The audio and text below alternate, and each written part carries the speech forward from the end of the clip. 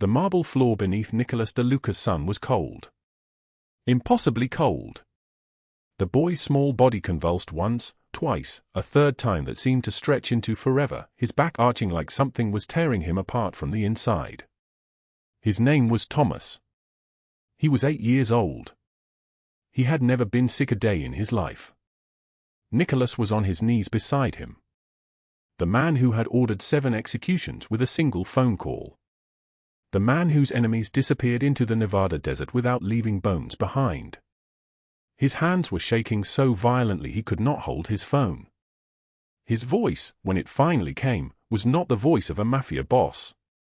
It was the voice of a drowning man. Call someone. Call anyone. My son. My son is.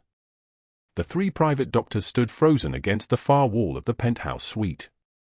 Expensive men in expensive suits. Their medical bags lay unopened on the Italian marble. The clock on the wall read 11:27 p.m. Outside, the Las Vegas skyline glittered with 10,000 lights, each one burning like it mattered. Inside this room, all that light seemed very far away. Marco and Pietro flanked the doorway like stone statues. In 23 years of service to Nicholas DeLuca, neither man had ever seen their boss on his knees for anything. Their weapons were useless.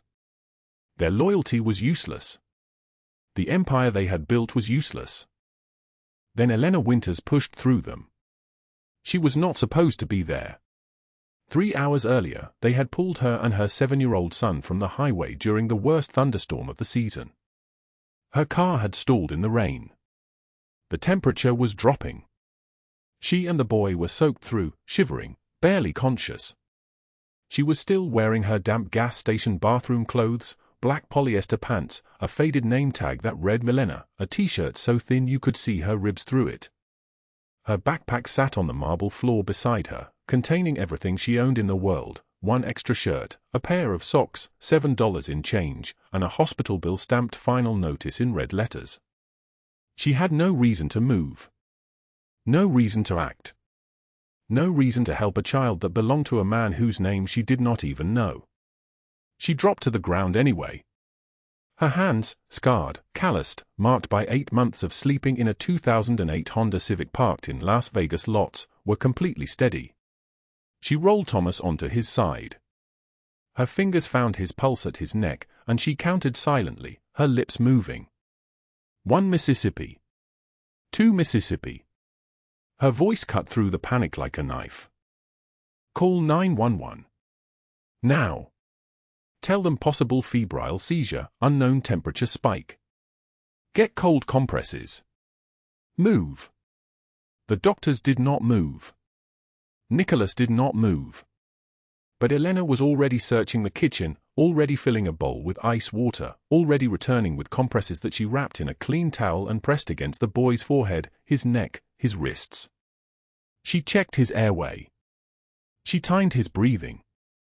She spoke to him in a voice so gentle it sounded like a prayer. You are going to be okay. You are going to be okay. Stay with me. Stay with me. The seizure broke. Thomas's body went limp. His breathing steadied. The room filled with the sound of sirens in the distance, growing louder, cutting through the night air like a blade.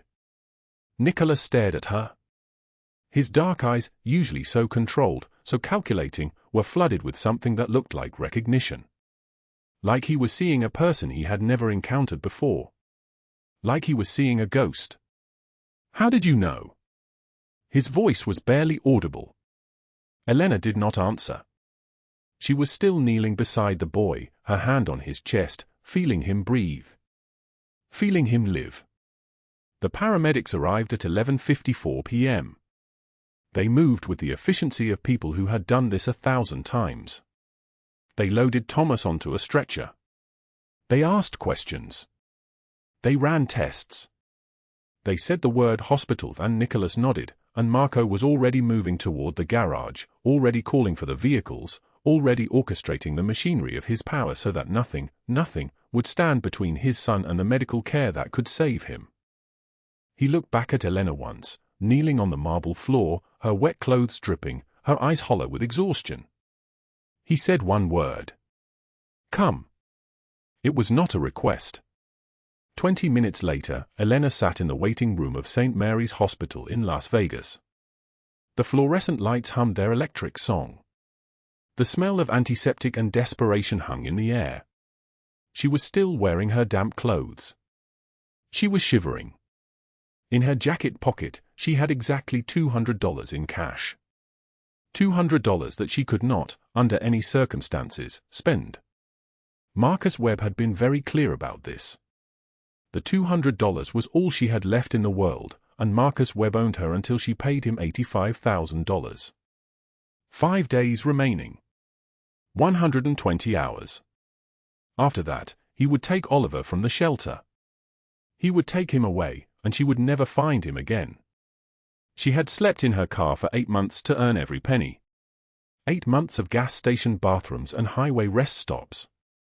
8 months of counting coins like they were prayers. Elena pulled out a crumpled piece of paper from her pocket. It was a drawing Oliver had made for her at the shelter. He had drawn 2 stick figures, one large, one small, holding hands. Above them, he had written in his careful 6-year-old printing, "Mommy, when do you come live with me?" She held the drawing in her hands and did not let herself cry.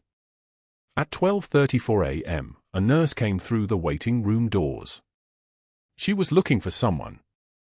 Her eye scanned the room, the worried families, the people in expensive suits, the men with guns barely concealed beneath their jackets, and somehow, her eyes landed on Elena.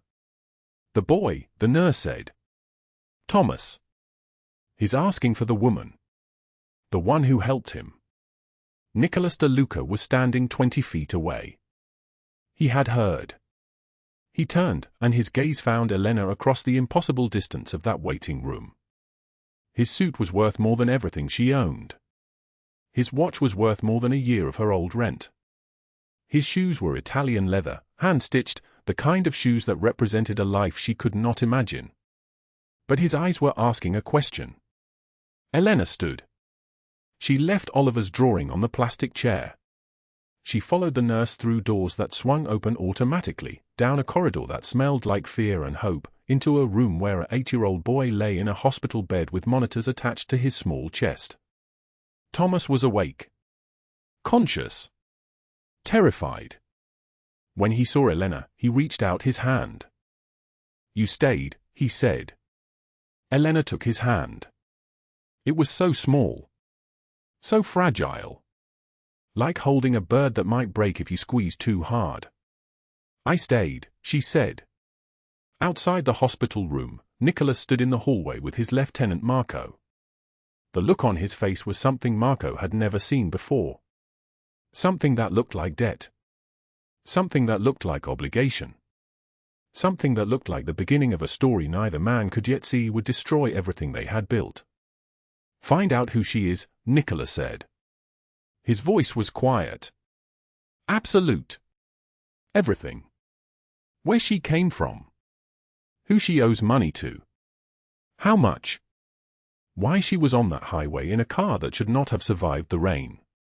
Marco nodded and withdrew, already pulling out his phone, already setting the machinery of the DeLuca organization in motion to answer questions about a woman whose name was Elena Winters and whose entire world fit inside a backpack.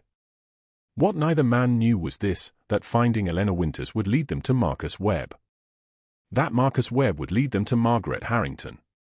That Margaret Harrington owned a network of human trafficking operations that ran through Las Vegas like an underground river, collecting desperate women like Elena and converting their desperation into profit. That the people Elena owed $85,000 to were the same people who had destroyed the lives of hundreds of others. What Nicholas did not know was that he had just met the person who would unmask his entire criminal underworld. What Elena did not know was that the man whose son she had just saved was about to become the most dangerous weapon in her fight for survival. The hospital clock ticked forward. It was 12:33 a.m. 4 days and 23 hours remained on Marcus Webb's deadline. Before we continue, drop a like if this story hits you. Share it with someone who needs to hear it and subscribe so you don't miss what's coming tomorrow. Now, let us go back to the beginning to understand how Elena Winters came to be on that highway in a thunderstorm, desperate and alone. 3 hours earlier, Elena Winters stood on the flooded Las Vegas highway with water rising past her ankles, rain falling so hard she could barely see the taillights of the car that had passed moments before. The summer thunderstorm had arrived without warning, turning the desert heat into something that felt like drowning while standing upright. Her 2008 Honda Civic, silver paint peeling, check engine light permanent as a star, sat 30 feet behind her in 3 inches of rushing water, its engine dead, its battery drained, its usefulness expired like everything else in her life. Oliver stood beside her, 7 years old but looking smaller in the rain, his thin shoulders hunched, his lips already losing their color. He wore a t-shirt with a cartoon superhero on it, a shirt she had found at a thrift store 2 months ago for 99 cents. No jacket. No coat. Nothing but the fabric that was soaked through and clinging to his ribs like a second skin made of ice. "Mommy, I'm cold," he said. His voice was small. Almost apologetic, as if he was sorry for mentioning it, as if he understood that being cold was just one more problem she couldn't solve. Elena knelt down beside him, pulling him against her body, trying to shield him with the bulk of her shoulders, her arms, anything that might create a barrier between him and the wind that was cutting across the empty highway like a blade wrapped in ice. She had just finished a double shift at the diner on Flamingo Road, 12 hours of standing on her feet, of smiling at men who didn't leave tips, of eating the cold remnants of other people's meals because that was what she could afford. Her uniform, white polyester with the diner's logo embroidered in fading red thread, was soaked through, and underneath it, her ribs throbbed with a deep, nauseating ache that made each breath feel like swallowing broken glass. The bruises were 3 days old. Marcus Webb's enforcer, a man with a scar that ran from his eyebrow to his jaw, had made sure she understood the message. The deadline was not a suggestion. The $85,000 was not negotiable. 5 days remained. Elena reached into her jacket pocket and felt the paper envelope there. $200. Every bill worn soft from handling. She could not touch this money. Not one single dollar. This was Oliver's security deposit. This was the only thing standing between her son and whatever happened to children whose mothers could not pay their debts to people like Marcus Webb. The money sat in her pocket like a stone. The rain intensified. It came sideways now, driven by wind that pushed against her back with the force of something alive and angry. She could no longer feel her fingers. Oliver's teeth were chattering so hard she worried they might crack. The highway was empty in both directions. No passing cars. No truck drivers. No one at all. Just a woman and a child and a highway that had suddenly become as isolated as the surface of the moon. "It's okay, baby," she whispered into his wet hair. "Someone will come. Someone always comes." But she didn't believe it. She hadn't believed in someone coming for a long time. The lightning that split the sky was so bright it turned the world into a photographic negative for one blinding second. Thunder followed immediately, not a rumble but a crack, as if the sky itself was breaking. Oliver screamed and buried his face in her shoulder. Elena held him tighter, feeling his small heart beating against her ribs, feeling the cold of his skin transferring into hers, understanding with absolute clarity that this might be the moment everything ended. Then headlights appeared in the distance. At first they were small, unremarkable, just 2 yellow points moving through the rain. But they didn't come alone. Behind the first set of headlights came others. The sound of heavy engines, multiple vehicles, moving in tight formation. The convoy that emerged from the deluge wasn't an ambulance or a highway patrol car. It was something different. Something that made Elena's breath catch in her throat for reasons she couldn't explain. 5 black SUVs. Military-grade vehicles with tinted windows so dark you couldn't see inside. They moved down the highway like a funeral procession, like a formation of something dangerous and organized. They didn't slow down at first. They moved past the stalled Honda Civic, past the place where Elena stood shielding Oliver from the rain, and for one moment she thought they were simply going to disappear into the storm the way everything else in her life had disappeared. But the lead vehicle's brake lights ignited. Red. Bright. Deliberate. The convoy stopped. Car doors opened in sequence, a choreographed movement like soldiers deploying. Men emerged wearing dark suits with rain streaming down their faces. They wore expensive shoes that would be ruined by the water. They wore watches that probably cost more than Elena's entire life. There were 7 of them, 8, 9 men standing in the rain without speaking, waiting. Then the rear door of the lead SUV opened, and a man stepped out. He was tall, broad-shouldered, with a kind of presence that seemed to displace the rain around him. His black coat was cashmere, the kind of fabric Elena had only seen in magazines, and it cost more money than she had earned in the past 3 years. His hair was dark, swept back from his forehead with a silver streak running through it at his temple like he had been struck by lightning at some point and survived. His face was sharp, angular, with a scar running from the corner of his left eye to his cheekbone, a thin white line that caught the lightning like a thread of glass. His eyes were dark grey, almost colorless, and they looked at the world as if they had seen things that had burned away anything soft or uncertain inside him.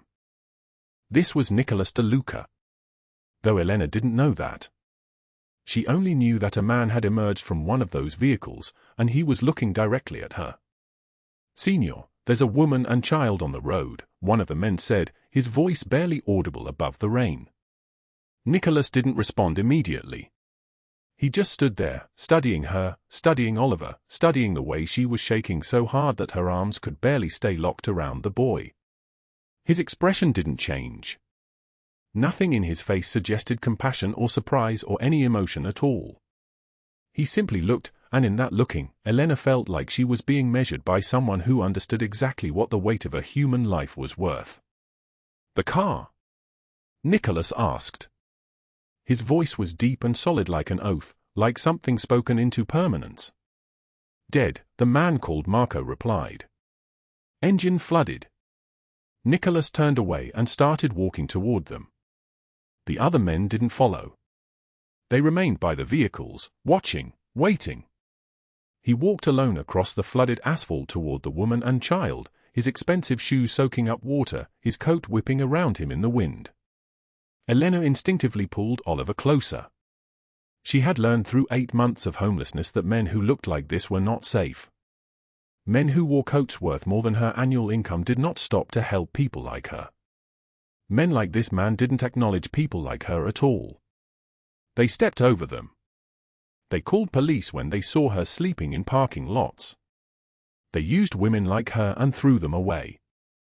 "What's your name?" he asked when he reached them. He was speaking to Elena, but his eyes briefly touched Oliver's face, cataloguing his age, his shivering, his terror.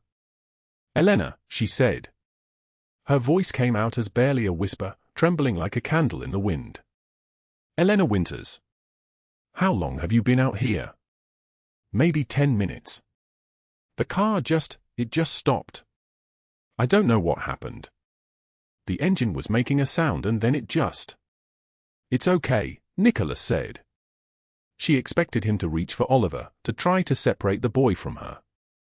Instead, he removed his coat and draped it across both of them.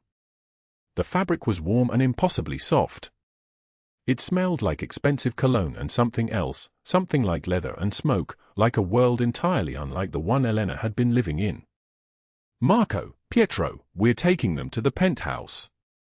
Get them inside." Both of them. The 2 men who had been closest to Nicholas immediately moved toward Elena. They did not grab her or demand compliance. Marco simply extended his hand and said, "Come. We have warm clothes inside. Heat. The boy needs to stop shivering." Elena hesitated for only a moment. The rain was still falling. Oliver's lips were still blue. 5 days remained before she lost everything. She took Marco's hand and let him guide her toward the lead SUV. The interior was nothing like the inside of any car she had ever been in. Leather seats, heated, warm like hands held against her back. Climate control that immediately began pushing warmth into the space. A small refrigerator built into the console. A phone charging station. Everything immaculate, organized, expensive. Oliver pressed himself against her, still shaking but beginning to thaw. Nicholas sat across from them, not next to them, maintaining distance, giving her space. he watched as Oliver's shivering gradually subsided, as color began returning to the boy's lips. "Where were you headed?" Nicholas asked. "Nowhere," Elena said before she could stop herself. I needed to get away from the city. I thought maybe if we just drove, maybe we could find somewhere quiet." Nicholas nodded slowly. He didn't ask more questions. Instead, he removed a phone from his pocket and held it out to her. "Call someone," he said. "Family. A friend. Someone who needs to know you're safe." Elena stared at the phone.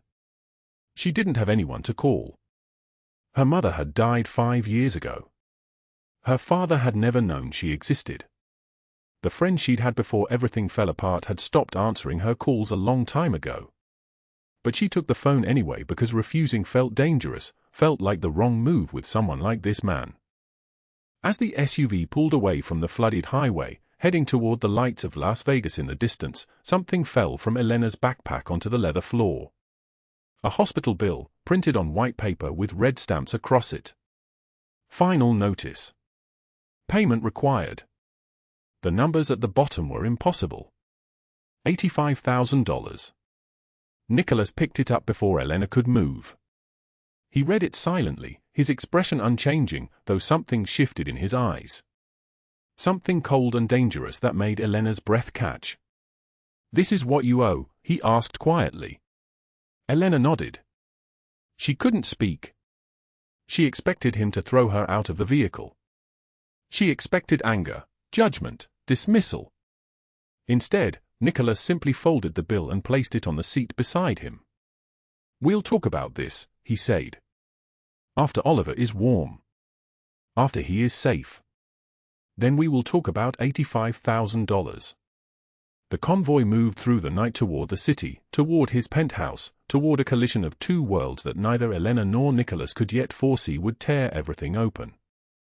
Rosa's footsteps echoed across the marble floor as she climbed the stairs to Nicholas's private office on the 42nd floor.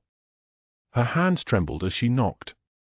She had worked for this man for 12 years and knew his moods like a gardener knows weather, and something about tonight felt different, dangerous in a way she could not name. "Come," he called from inside. She entered the office where Nicholas stood at the floor-to-ceiling windows, looking out at Las Vegas spread beneath him like a glittering circuit board. The city lights reflected in his eyes, cold and sharp like a blade. "Sir, that woman downstairs," Rosa began carefully. "The one with the child. She has bruises, sir. Everywhere. Her ribs, her shoulders, her arms. Handprints. Someone hurt her very badly." Nicholas did not turn from the window. His jaw tightened. A muscle worked at his temple. "Show me," he said. 3 minutes later, Nicholas entered the living room where Elena sat perfectly still on the leather sofa, Oliver asleep against her shoulder, wrapped in a cashmere blanket that cost more than her car payment had when she'd had a car. The neon glow from the city cast everything in shades of electric blue and pink. Elena did not move. She was watching the lights like someone watching the tide go out, knowing she could not stop it.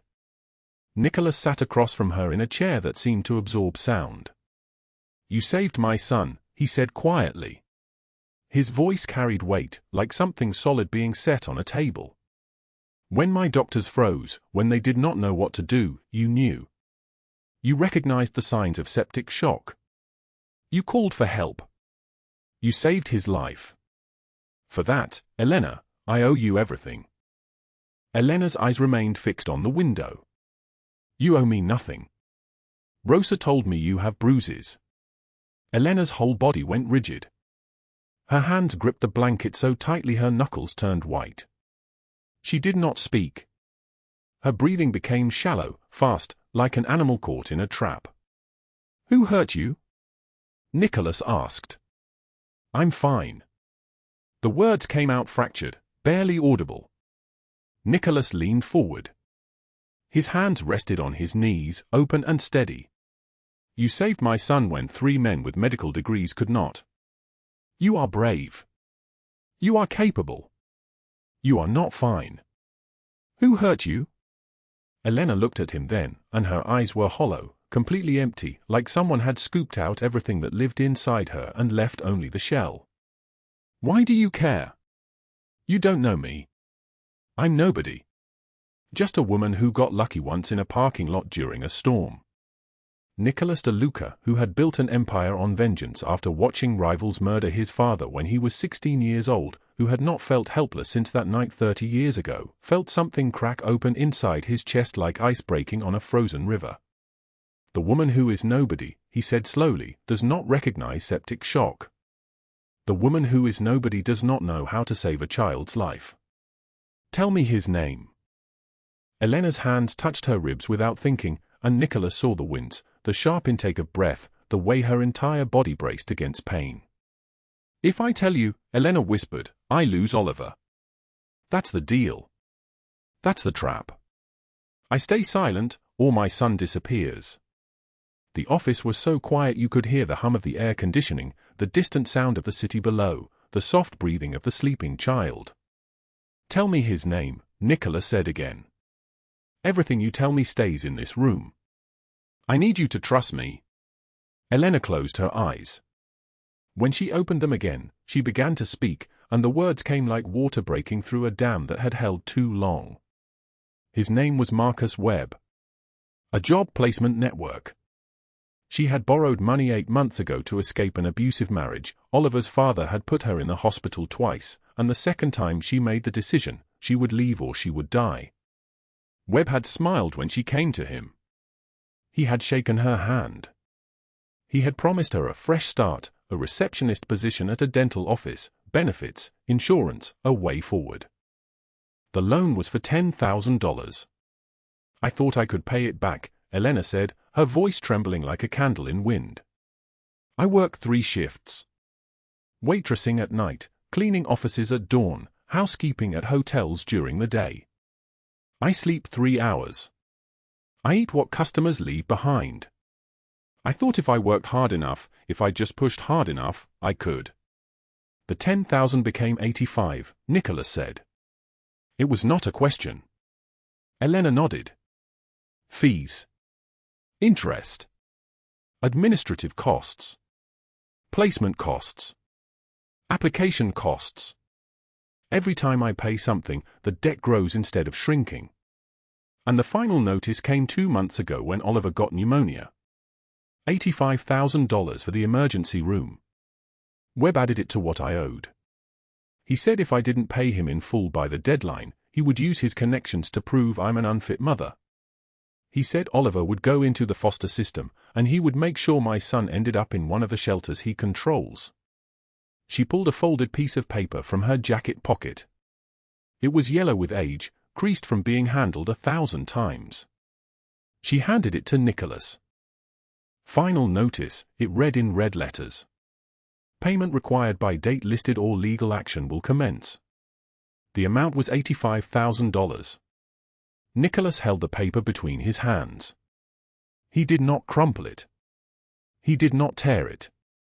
He held it like it was something sacred, something that needed to be remembered exactly as it was before it was destroyed. "How many days do you have?" he asked. 3 now. He gave me 5 when I ran. 3 days before he comes to take Oliver." Nicholas set the paper down on the table between them and called out, "Marco." Marco appeared in the doorway as if he had been waiting just outside, which he had. Marco always waited outside when Nicholas was with someone new, watching, listening, ready. "Find Marcus Webb," Nicholas said.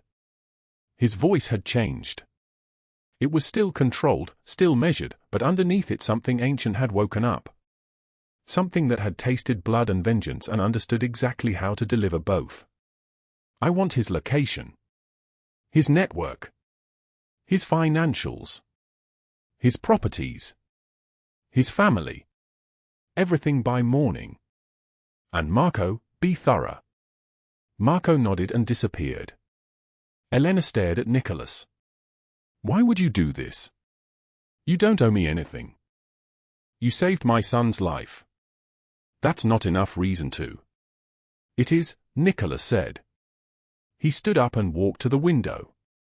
The city lights painted stripes across his white dress shirt. When my father died, I was 16 years old. Rivals came to our house. They shot him in front of me. For 30 years, I have built everything I have on the principle that the people who hurt you must pay. The people who hurt my family must pay. And tonight, someone hurt you. Someone tried to own you. Someone tried to take your son. That is enough. Over the next 2 days, Nicholas's men uncovered a network that stretched across 3 states. Marco brought files to Nicholas's office, photographs, financial records, phone logs, testimonies from 12 other women.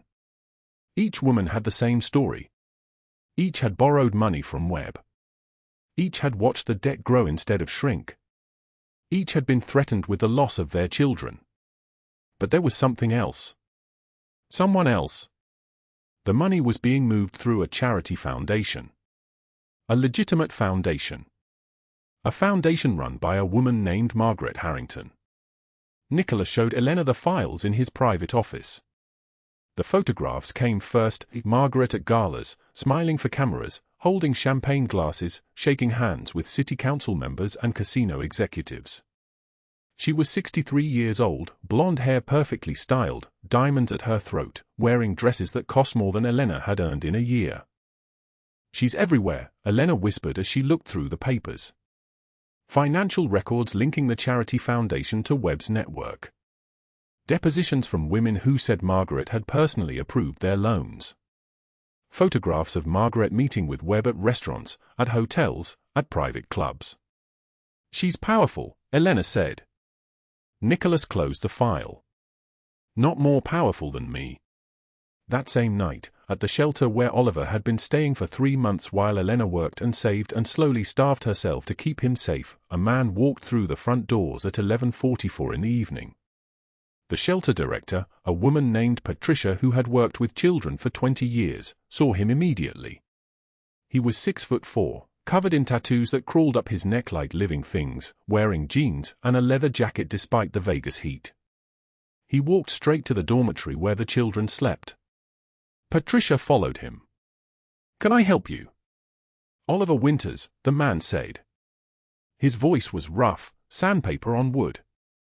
"Which bed?" Patricia's blood turned to ice. "I can't give out information about." "It's okay," the man interrupted. "His guardian already knows.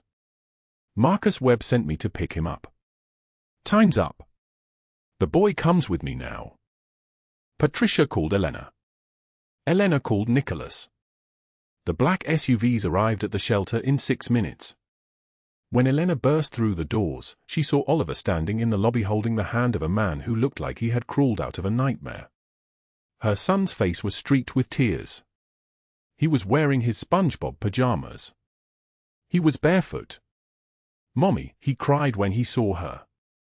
The man, Dominic, turned and smiled. It was not a kind smile. "Mommy's not taking you anywhere, kid. Webb says you're his now. Insurance policy." Elena rushed forward. Dominic stepped between them. He was so large he blotted out the light. Then Nicholas walked through the doors. The sound of the automatic doors closing behind him echoed through the lobby like a gunshot in the silence. Dominic had heard the name Nicholas DeLuca maybe 3 times in his life, stories whispered by people who knew people, warnings passed down like folklore. But in that moment, standing in the fluorescent light of the shelter lobby with a 7-year-old boy's hand in his grip, Dominic understood that those stories had not been exaggerated. "Let the boy go," Nicholas said. Dominic's face went pale. The color drained from his skin like someone had pulled a plug. "Who the hell are you?" he whispered, though he already knew. Everyone in Las Vegas knew. Nicholas DeLuca. Dominic released Oliver's hand like the boy's skin had turned to fire. Elena scooped Oliver into her arms. Her son wrapped himself around her neck, his small body shaking with sobs. Nicholas did not move. He simply stood there, still as stone, watching Dominic with eyes that had seen terrible things and inflicted worse. "Tell Webb I want to meet him," Nicholas said quietly. "Tomorrow.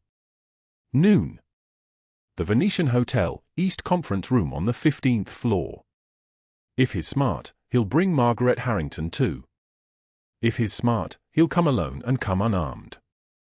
Tell him that Nicholas DeLuca is giving him a chance to surrender before everything he built gets burned to the ground. Tell him that chance expires in 24 hours. Dominic nodded frantically. His hand shook. There were wet stains spreading across the front of his jeans. Go, Nicholas said. Dominic ran. As the automatic doors hissed open and closed behind him, Elena realized that Nicholas had already set something in motion, something that could not be stopped now. Something that had started the moment she saved his son and would only end when everything Marcus Webb and Margaret Harrington had built lay in ashes at their feet. What Margaret Harrington did not know, sitting in her mansion on the hill overlooking the city, was that her entire empire, built on the suffering of desperate women, protected by corruption and silence, was about to collapse on live television for everyone to witness. The conference room on the 15th floor of the Venetian Hotel was silent. Not the comfortable kind of silence. The dangerous kind. The kind that comes before something shatters. Margaret Harrington sat with her spine perfectly straight, her cream Chanel suit tailored to within an inch of her life, pearls catching the light at her throat. Her hair was blonde, swept into waves that probably took an hour to arrange. Her nails were manicured, pale pink, the kind of nails that had never done a day of real work. Across from her, Marcus Webb adjusted his Rolex, the watch catching the light as he drummed his fingers on the mahogany table. The sound made a soft tapping rhythm. Tap. Tap. Tap. Like a countdown. They were not alone. Nicholas DeLuca sat at the head of the table, still as a stone statue, his dark eyes moving between them with the patience of a man who had all the time in the world and absolutely no mercy to spare. His suit was charcoal, his white shirt open at the collar, revealing the kind of casual wealth that could not be bought. Beside him stood Elena Winters. She was trembling, but she was standing. Her hands were clasped in front of her, her jaw set like a blade wrapped in iron. Webb smiled. It was the smile of a man who had never faced consequences. "You wanted to meet," he said, his voice smooth as oil. "Let's talk business. The woman owes me $85,000. You want her? Pay the debt. Simple transaction." Margaret leaned forward slightly, her voice dripping with practiced charm, the kind of charm that had opened doors and closed lips for 23 years. "Mr. DeLuca, I've heard so much about you. Surely we can come to an arrangement. I'm sure we can find middle ground here. People of our stature, we understand how these things work." Nicholas did not respond immediately. He simply looked at her, and something in his eyes made Margaret's smile falter. The silence stretched. Elena could hear her own breathing. She could hear the distant sound of traffic from the streets below. Then Nicholas slid a folder across the table. "Open it," he said. His voice was like thunder held at bay by string. Webb reached for it first, his fingers shaking slightly as he opened the brass fasteners. His face began to drain of color, starting at his hairline and moving downward like someone had pulled a plug in his chest. Inside the folder were bank statements printed in black ink. Financial records showing money flowing from charitable foundations into private accounts. Photographs of women whose eyes were hollow, whose bodies bore bruises no makeup could hide. Transcripts of phone conversations between Webb and Margaret discussing quota numbers and pricing. Emails detailing extortion schemes. Wire transfers labeled with code names that matched the names of trafficking victims. Margaret's hand shook as she flipped through her own documentation. Wire transfers from her foundation, the Margaret Harrington Foundation for Women's Empowerment, which had received awards from the mayor himself, to shell companies registered under Webb's name. Thousands of dollars. Hundreds of thousands of dollars. All of it moving in one direction, away from hope and toward exploitation. "Where did you?" Margaret's words crumbled. "I own this city," Nicholas said quietly. "Did you really think I couldn't find you?"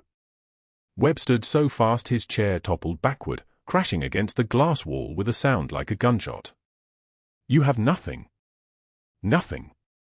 I have lawyers, connections, judges in my pocket. You have nothing now, Nicholas interrupted. He turned his head slightly, and Marco appeared at the conference room doors as if he had been waiting for exactly this moment. Which he had been. The FBI agents came through like a wave. Their suits were dark, their credentials held high, their faces professional and cold. Elena's breath caught in her chest. This was real. This was actually happening. Through the floor-to-ceiling windows, they could see the lobby below. News cameras. Satellite trucks. A federal prosecutor standing behind a podium, her voice echoing through the building as she announced the dismantling of a human trafficking ring operating throughout the Southwest. The screen behind her showed photographs. Margaret's face, her perfect blonde hair and pearls, now displayed on every news outlet in the city. Webb's mugshot, his smug expression transformed into something haunted. The names of victims scrolled across the screen in white text. Elena Winters. Rose Martinez. Diane Chen. 23 women whose names had been stolen and were now being returned to them on live television. Margaret lunged toward the door, but agents blocked her path. You can't do this. Do you know who I am? My husband is a councilman. My foundation has supporters. Your husband resigned an hour ago, Nicholas said with absolute certainty. He's filing for divorce. He retained a lawyer this morning at 9:30. Your foundation's assets are frozen as of 11 o'clock. Your bank accounts are seized pending federal investigation. Your social security number has been flagged in every database in the country. You're done. Webb collapsed into his chair like his strings had been cut. His entire body was trembling now, trembling like a cornered animal with nowhere left to run. Please. Please, I can pay you. I can triple whatever they're offering. I can? You can't pay for what you've done, Nicholas said. The agents moved in. They read Margaret her rights as they handcuffed her, and she screamed. Her voice was raw, nothing like the polished socialite from moments before. The cream suit wrinkled as agents escorted her toward the door. Her perfect waves collapsed as she thrashed against their grip. Webb went quietly, his head down, his face covered, his hands shaking so badly the metal of the handcuffs rattled against his wrists. Outside, the cameras flashed. Reporters shouted questions. Margaret's picture would appear on every screen in Las Vegas by evening. By midnight, every screen in the nation. Elena watched from the conference room window, her hands pressed against the glass. The city sprawled below her, millions of lights, millions of lives, and somewhere in that vastness, women who had lived in darkness for years were being told that their captor had been caught. That they could breathe now. That the nightmare had ended. Her knees buckled. Nicholas caught her before she fell, his strong hand steadying her, his body solid behind hers. It's over, he said. It's finally over. But it was not over. Not yet.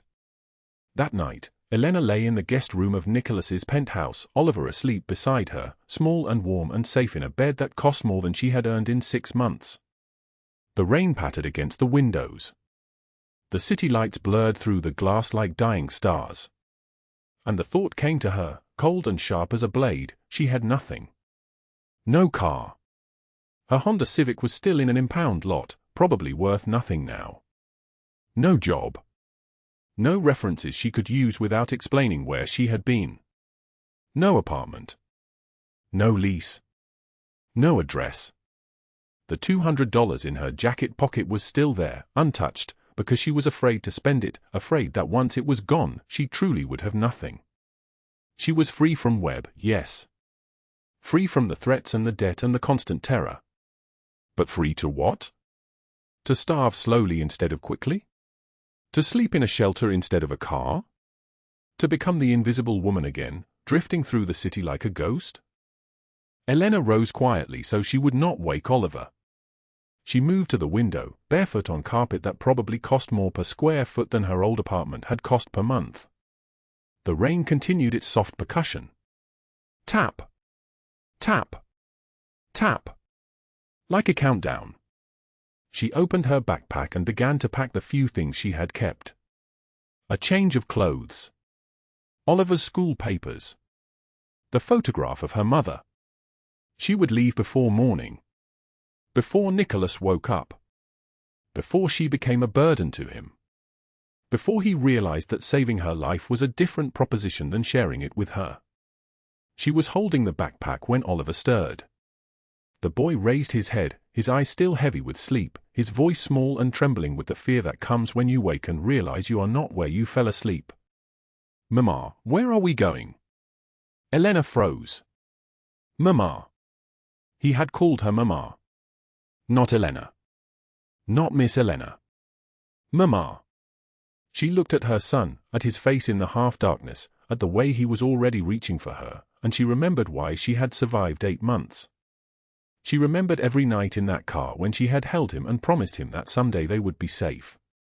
She remembered the moment she had seen Nicholas in the rain and had stepped in front of her son to shield him from the cold.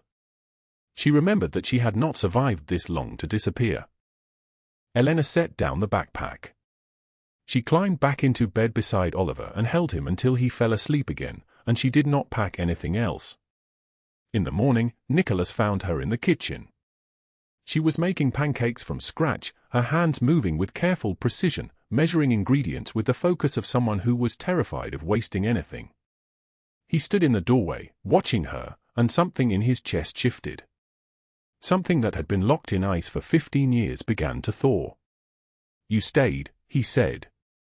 Elena turned from the stove. Flour dusted her hands. Her eyes were red, swollen from crying, but they were steady. "I stayed," she whispered. On the television mounted above the counter, the morning news played on mute. Margaret Harrington, sentenced to 40 years in federal prison. Marcus Webb, facing life without parole. The footage of their arrests played in a loop, now watched by millions. Their empire, built on the suffering of desperate women, had crumbled on live television. Every ally who had protected them scattered like insects exposed to light. Every connection they had cultivated abandoned them. The systematic destruction was complete. Elena watched it play out in silence, and she felt something inside her settle into place. Justice was not quick. Justice was not merciful. Justice was systematic and thorough and total, and sometimes the people who deserved it most finally faced it. The pancakes sizzled in the pan. Sometimes the people who seem invisible carry the greatest light.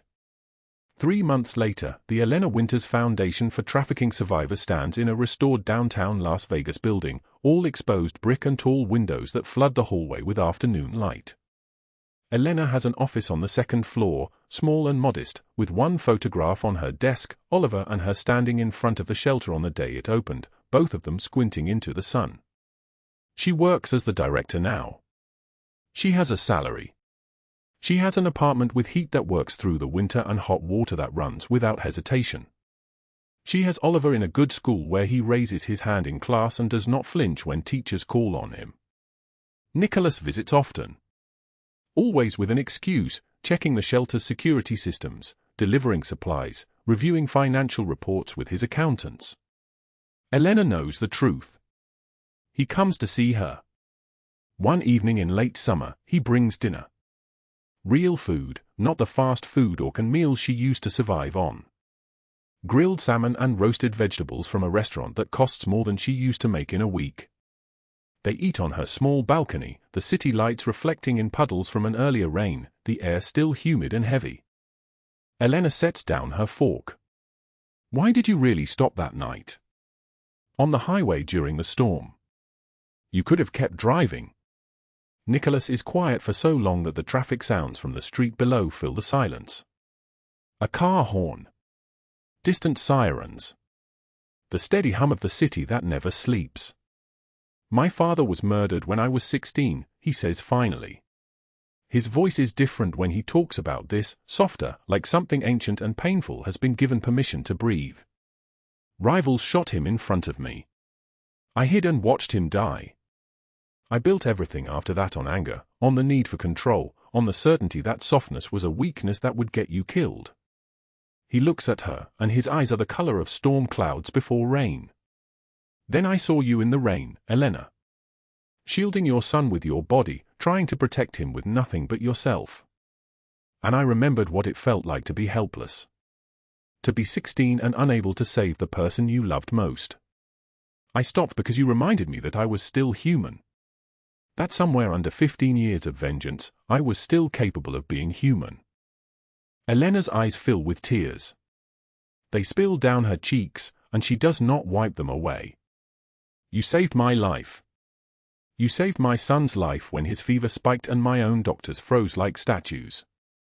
You recognized what they missed. You called for help while they stood useless. He reaches across the table, his hand rough, his fingers calloused from years of holding guns and holding power. You saved mine too, Elena. The moment you stepped between me and my own darkness. She takes his hand. His palm is warm. His grip is gentle, which somehow feels more dangerous than any threat. I don't know how to do this, she whispers. Be someone who matters. Be visible. Nicholas smiles, and Marco and Pietro would never believe it if they saw it. They have never seen him smile like this, like something has been unlocked behind his ribs.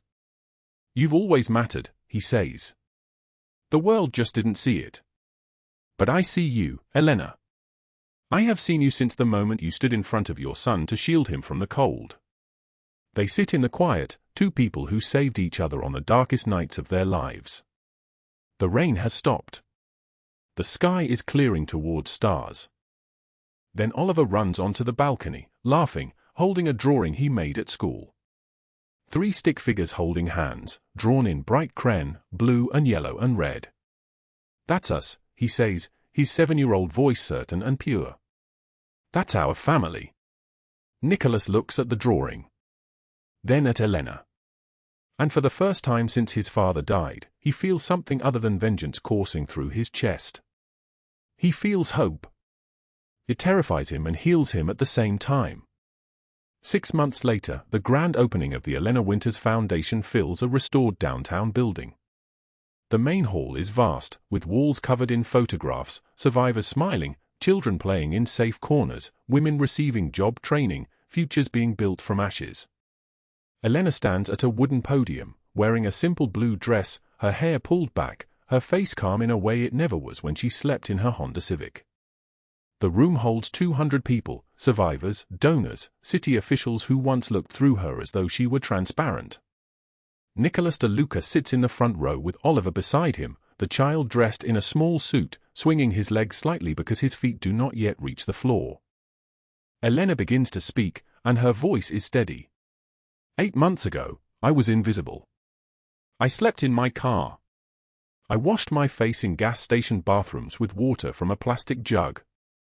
I had $200 to my name and a deadline that felt like a death sentence. I thought I would die unseen, forgotten, just another statistic no one would count. She pauses. Looks directly at the faces watching her. But one man stopped in a storm. One act of mercy changed everything. Marcus Webb is now serving life without parole. Margaret Harrington, 40 years in federal prison. Their network was exposed on live television and dismantled completely. Every woman they trafficked, every life they destroyed, justice was done. Not quickly. Not mercifully. But thoroughly. The room is absolutely silent. The kind of silence that means people are holding their breath. This foundation exists because someone saw me when I was nothing. When the world believed I was nobody. And I want every woman here to know, you are not invisible. You matter. Your life matters. There are people who will fight for you. There are people who will stop in the rain and pull you into the light. The room erupts. Applause fills the space like thunder, like a prayer answered, like the sound of 1,000 people finally being heard. Elena steps down from the podium. She walks to Nicholas. Takes his hand, and his fingers close around hers immediately, like he has been waiting for this moment since the night on the highway. Thank you, she says, for seeing me. Thank you, he replies, for reminding me what I was actually fighting for all along. The camera pulls back. Shows the foundation's main hall in full, the photographs of survivors, the children's corner with toys and soft carpets, the job training center, the kitchen where free meals are served, the library of resources, the counselors trained in trauma and healing. Shows Nicholas and Elena standing together, his arm around her waist, Oliver between them, the child's hand in each of theirs. Shows the transformation. From invisible to indispensable. From forgotten to unforgettable. Elena's voice comes as voiceover, soft and certain. Sometimes the people who seem invisible carry the greatest light. You just have to stop long enough to see it. If this story moved your heart, please hit that like button and share it with someone who needs to hear that they matter. Subscribe because we have another story coming tomorrow about someone else who the world overlooked, someone whose light is about to change everything. Remember, you never know when one act of kindness will change everything. You never know when stopping in the rain for a stranger will change your own life forever. See you in the next one.